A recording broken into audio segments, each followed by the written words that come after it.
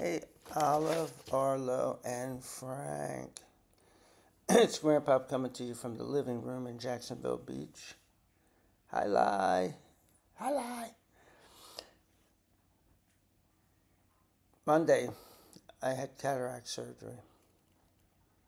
So these are reading glasses. These are your grandmother's reading glasses. And you see they have white.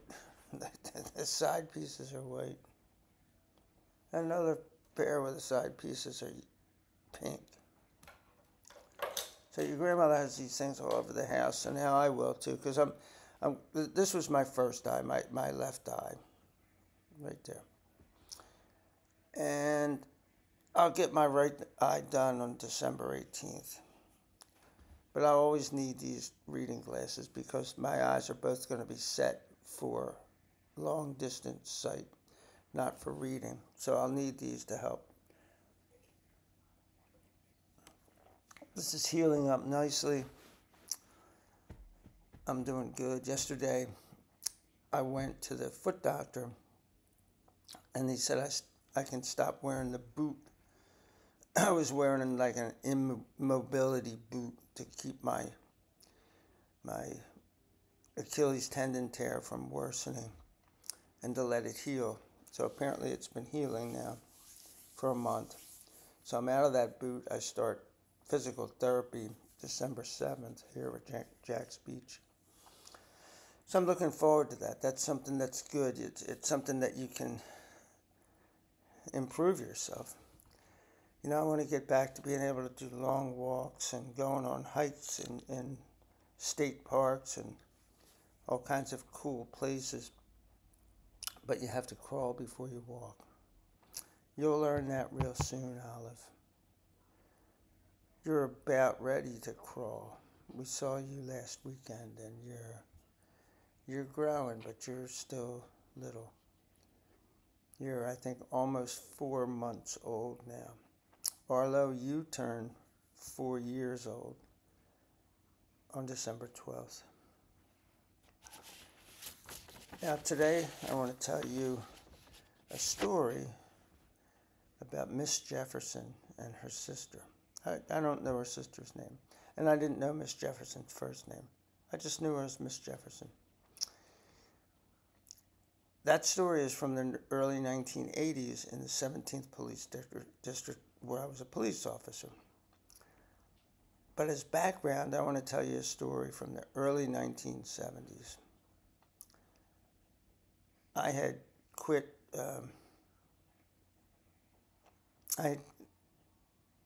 high school, dropped out. In the 12th grade, I had a job, and I, wanted to keep my job. It was a full-time job, and there was no way I could keep the job and go to school. So I decided to drop out of school. I got a GED. I bounced around and did some things, and at one point in time, I don't know what happened to that first job. That was at First Pennsylvania Bank at 30th and Market. But I got a job that my Aunt Thelma, I did a video on her called Sis. That's what we called her.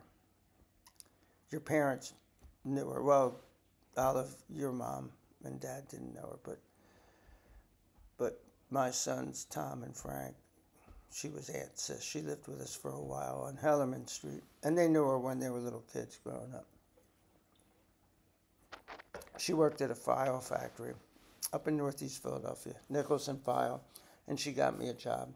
When I was there, I became buddies with a guy named Tick Hockenberry, I think his name was. And one weekend, he said, hey, me and my buddies are all going down to Virginia. We're going to Spotsylvania to a mansion. And we're going to babysit the place, but we're just going to party all weekend long. And I thought, hey, sounds like my kind of a weekend. So I went down there and we partied our butts off. But one of the things that happened is I was sitting there talking to somebody who was a local, And they said, yeah, this is an interesting area. In fact, some of the descendants of Thomas Jefferson, who were slaves who got their freedom after Jefferson died, were given property in Spotsylvania. So we have a ton of people around here named Jefferson, and they're descendants of Thomas Jefferson. And I was always a big fan. I thought, hey, that's really cool. And went home. Eventually, I hitchhiked to California, quit that job, just up and hitchhiked out. And Tick actually went with me, and we lived out there together and for several months. And then things happened, and I went one way and he went another.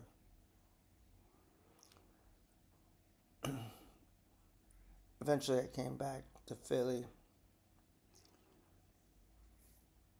got other jobs, and then landed the police job, which was the kind of job that you keep for life, although, of course, I didn't keep it for life. But that's another story for another day. In fact, I've told parts of that story about how I became a stockbroker after I was a cop. But it was a good job. I learned a lot about life being a cop. So that brings us to the early 1980s in the 17th District. Now, Arlo and Frank, your grandmother, not my wife, not grandma, your grandmother Clark, whose last name was McConnell, the biological mother of your father's, and I lived on Tulip Street in this little hovel of a house, but it had a nice sized backyard, and we were into gardening, so we had a garden. We grew a lot of our own produce to eat, and she was actually pretty good at stuff like that, gardening and cooking and all. So I was totally into that. Out in the 17th District, right off of 30th and Gray's Ferry, there were a whole bunch of open fields where they had ripped down. I think there were factories and warehouses and stuff that were out there, and they ripped them down. And they were just abandoned lots sitting there getting overgrown. And the city came in and said, well, we're going to let the neighbors turn this into an urban farm. And we'll, each neighbor gets a certain, and you know, if you decide to become part of this project, you get a certain amount of ground. You know, it wasn't acres or anything like that. It was maybe 50 feet by 50 feet, maybe. And you could, you know, they had water there and everything, but you had to work the ground, get the seeds, plant them. They put a fence around it, but there were usually people there, except in the middle of the night. And this wasn't an area that many pedestrians would pass by. So it wasn't like people were going in there and stealing the produce. And if you tried to do that, well, the people were there, even though most of them were a little bit older. They were retired people. They weren't like the young people who were out working every day. You know, they get you. They'd shoot you or beat you or something. You weren't going to take their veggies. There were some really good farmers in there. People grew some great stuff. And I would go over there and talk to them. Now, it was, I believe, all blacks at this. There were some white people that lived in this neighborhood. I don't remember ever seeing any white, what we called urban farmers over there. So I would talk to the people and say, hey, man, look at these cabbages. How'd you get them to go like that? They're really big. And maybe it was the type of cabbage or the type of fertilizer or something that they did in the soil or the way they watered them, and they would tell me stuff. I didn't have much information for them, but they had a lot of information for me. And one of those gardeners was a lady named Miss Jefferson. She was the one that I talked to the most. She was a very interesting lady. And one time, she wasn't there. And, you know, I worried about her. Oh, where's Miss Jefferson? She okay? Oh, yeah, she's in Virginia visiting relatives. I said, oh, okay. They said, yeah, she'll be there for a couple of weeks. She's got relatives down there. She has some property down there, and she goes down and tends to that and hangs out with her relatives. But she'll be back up here. Eventually, she came back, and I went up, hey, Miss Jefferson, how are you? I hear you were down visiting relatives in Virginia. And she said, yeah, I have some property in Spotsylvania. I said, get out of here. I've been to Spotsylvania. And she said, yeah? And I said, yeah, I was at this mansion, babysitting the mansion for these people with a bunch of yahoos, and we were, you know, we got lit up all the whole weekend, and, you know, but we didn't get thrown in jail, so we must have watched the place well enough for the folks. I said, but you know, it's interesting. Your last name's Jefferson, and somebody that I was talking to said, and I looked at her, and as I was starting to go like, oh, she said, yeah, he's my ancestor. Now, right before this, my son Tom was born. But his name isn't just Tom Clark. His name is Thomas Jefferson Clark. Thomas Jefferson is one of my heroes. Thomas Jefferson is somebody that I've always looked up to. And I gave my son Tom a name that he would have to live up to. And it's a big name to live up to. But he was a flawed man. And one of the things that happened was he had slaves. They were his property. And he slept with more than one of the women. Now, the one that was famous was Sally Hemings.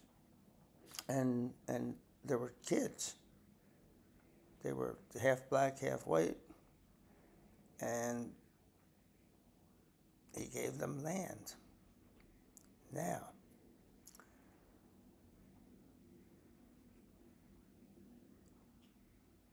in prepping for this, because I never thought about this, I just thought, well, this is too much of a coincidence. This has to be a true story. But I started to research it, and I didn't find anybody who kept the name Jefferson. They were Hemings. Now, I didn't do a lot of research because whether the story is true or whether it's false doesn't make it any less of a story. This is what I heard, and I'm telling you what I heard from the lady. But it makes sense that if these people in Spotsylvania tell me that there's people named Jefferson that are descendants and they have land, and this lady's name is Jefferson and she says she was in Spotsylvania. She didn't respond to me saying, you know, I was in Spotsylvania one time and blah, blah, blah. She told me she was there. And then as I was saying, oh, you know, then she went, yeah, I'm a descendant. But you always have to give those disclaimers.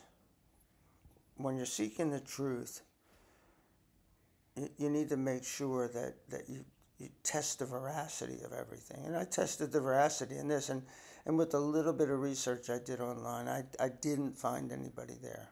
I didn't check the county records to see if there were people named Jefferson there, and then try to look them up on social media or something to see if they were black or anything like that. I just looked at a few articles.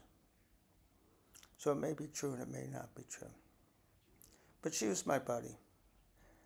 And one of the times I was sitting there, she said, "You know, Officer Clark, you've probably run into my sister."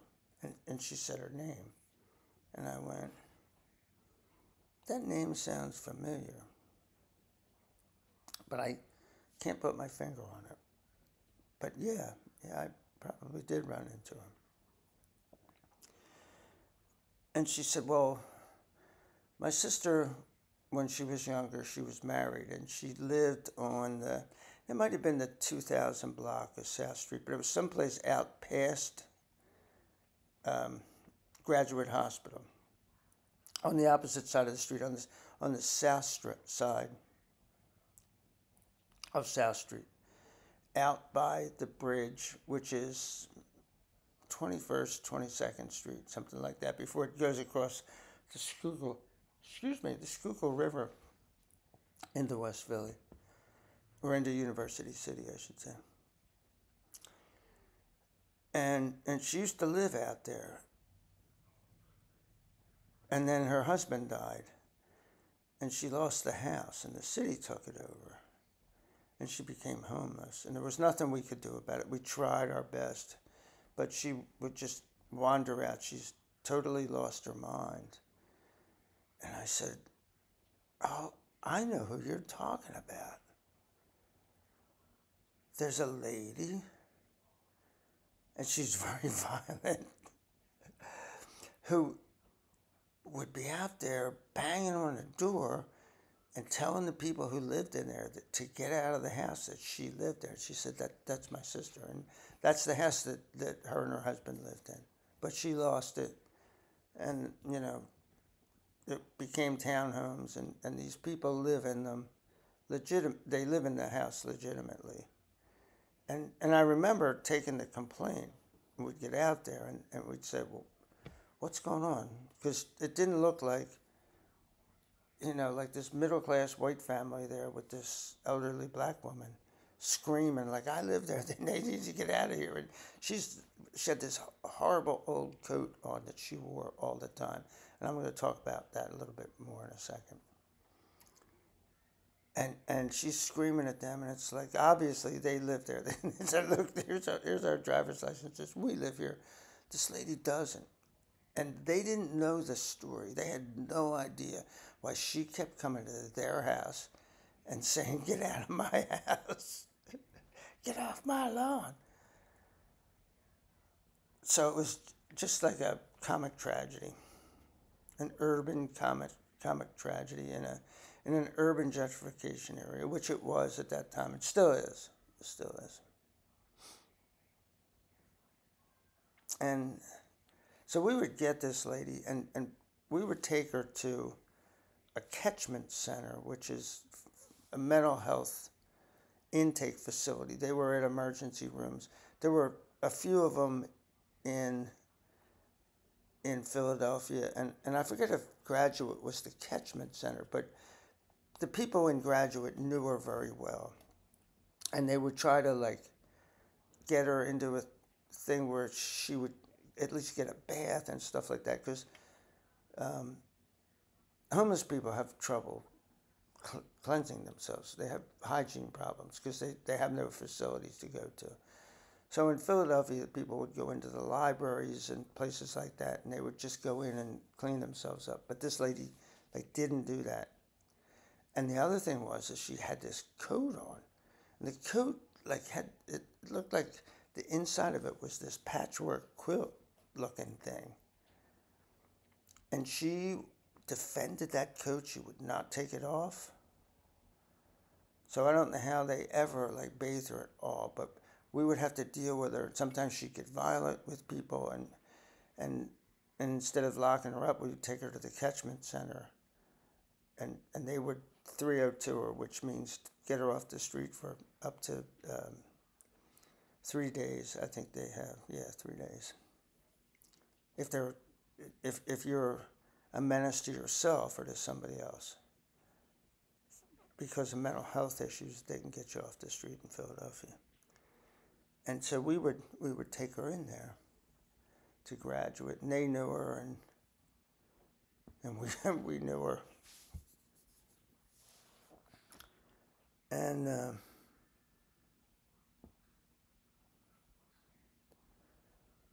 Miss Jefferson said, because I said to her, I haven't seen your sister in a while. And she said, well, she passed away. I said, oh, I'm sorry to hear that. And she said, she had a tough life. She lost it after her husband died, and then she lost everything because she lost it. And it was just sad, and there was nothing we could do about it. And but I got the coat, and I thought, what? Is she talking about that coat this lady was wearing? I said, yeah, she always had this coat on, and she was very protective of it. And she said, yeah. When they called me, I said, does she have a coat on? And they went, yeah. I said, what? They said they were going to get rid of it. And she said, do me a favor. Hold on to it for me. And I'll be right over and I'll pick it up. And they were like, okay. And she said, it means a lot to me. That's my sister. And that's what I think of when I look at that coat, I'll think about my sister. So they're like, okay, they're not saying to her, you know how stinky this thing is, right? So they put it over in a corner, and she came and got it and took it out. And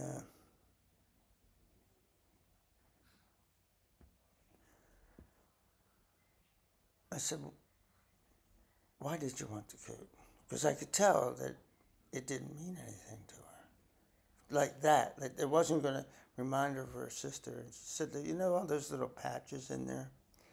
Well, she would save up her money. Because even though she was homeless, she wasn't penniless. And she would save up her money and always convert it. Every time she got $100, she would convert it into a $100 bill. And she would sew it into the lining of the coat. So the coat had, I forget if it was $5,000 or $7,000 sewn into the lining of this thing. And everybody at the hospital could have just grabbed it. But it was stinky. It was stinky money.